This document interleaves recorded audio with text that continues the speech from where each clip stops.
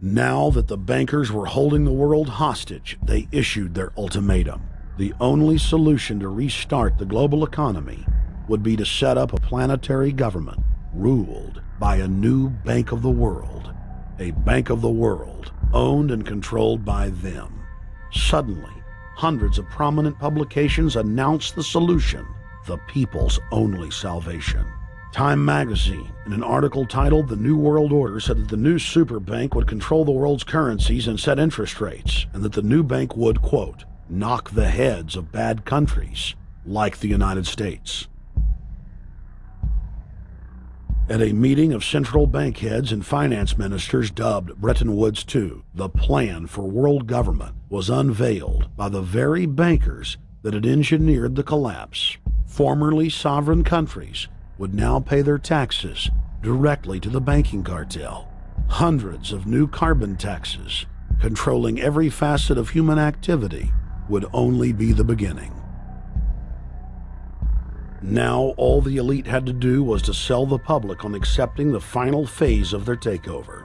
And it's Obama's job to sucker the public into standing down so the bankers' agenda can move forward unhindered. Never before in U.S. history has the media gotten behind a president like they are behind Obama. The press has pulled out all the stops, bestowing a crown of infallibility upon Obama as the savior of the people. The elite are betting everything they've got on Obama's charisma and hoping that he can sell the world on their program of tyranny. Yes, there have been differences between America and Europe. No doubt there will be differences in the future.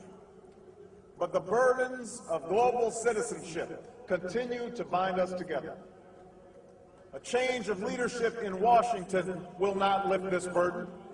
In this new century, Americans and Europeans alike will be required to do more, not less.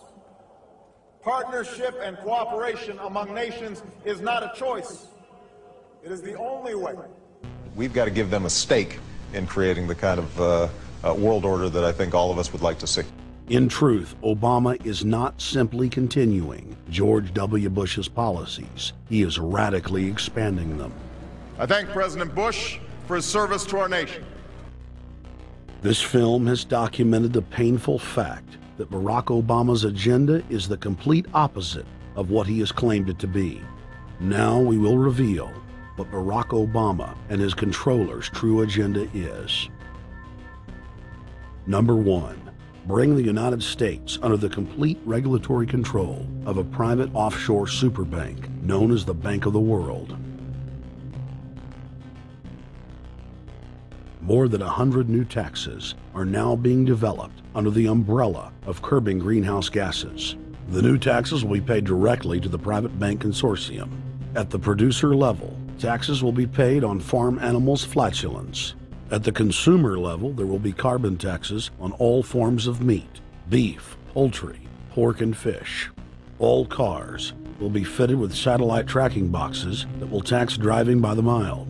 And an added tax will be placed on all fossil fuels, including motor oil and natural gas. All plastic products will have a carbon tax added. Outdoor space heaters and fireplaces are to be taxed. All electricity produced by coal-powered plants will be taxed. Under the cap-and-trade system, citizens will be forced to pay taxes on thousands of products to private cap-and-trade services owned by Al Gore and other elitists. There will be taxes on light bulbs, water, trash pickup, air travel, train travel, bus, ship, medicine, steel production, mining, clothing, laundry, asphalt are just a few of the new taxes to be levied. But to truly transform our economy, to protect our security and save our planet from the ravages of climate change, we need to ultimately make clean, renewable energy the profitable kind of energy. So I ask this Congress to send me legislation that places a market-based cap on carbon pollution and drives the production of more renewable energy in America. That's what we need. The notion of anthropogenic global warming is a fraud. In other words, the idea that the planet is getting warmer and that human activity is somehow responsible is a pseudo-scientific fraud. It's a big lie. It's a monstrosity.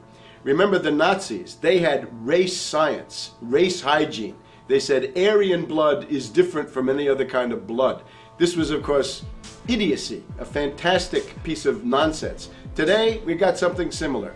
Global warming caused by human activity, and the answer to that is carbon tax plus cap and trade, according to the wishes of Al Gore, Prince Charles, and basically the entire world banking community, the world oligarchy. What they're trying to do with that is to perpetuate the current system where bankers rule the world, financiers rule the world, and the rest of us get the crumbs from the table. But remember, if you try to put on cap and trade and a global warming carbon tax with the idea that you're going to save the polar bears, what you're going to do is destroy human society.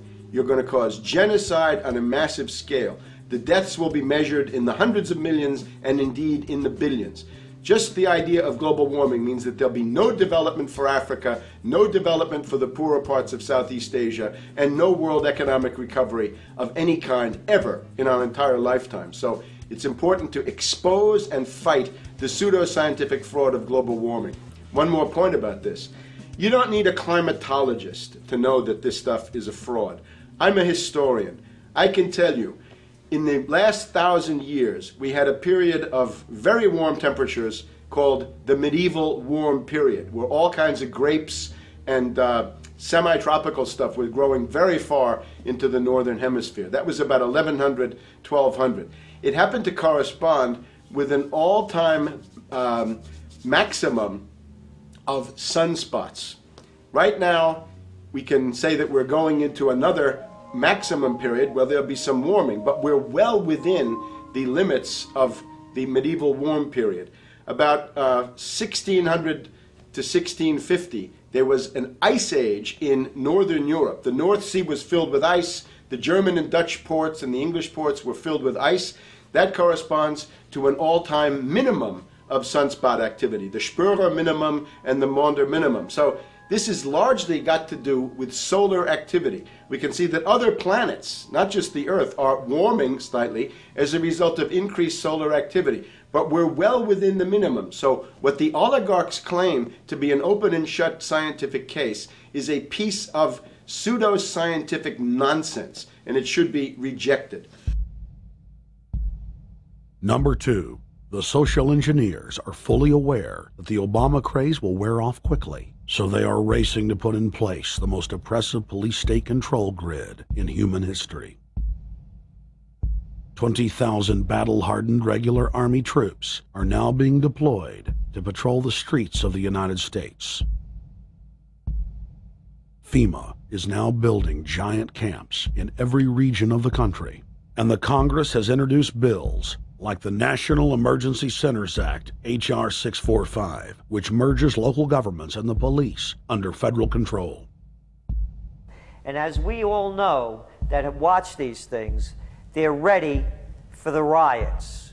With these detention centers that are being opened up around the country, with state police training for riot control in the event of economic calamity and food riots, they know what's going on and they're prepared for it.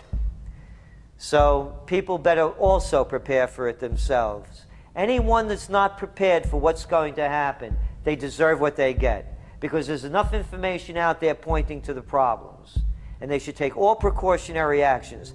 Next, Obama ordered the Defense Department to issue DoD Directive 1404.10, establishing a 1 million person civilian army under his control.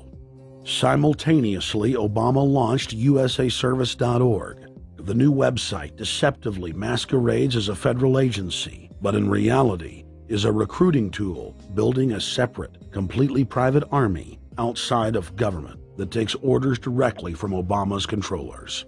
Barack Obama has refused to rescind Presidential Decision Directive 51, signed by George W. Bush.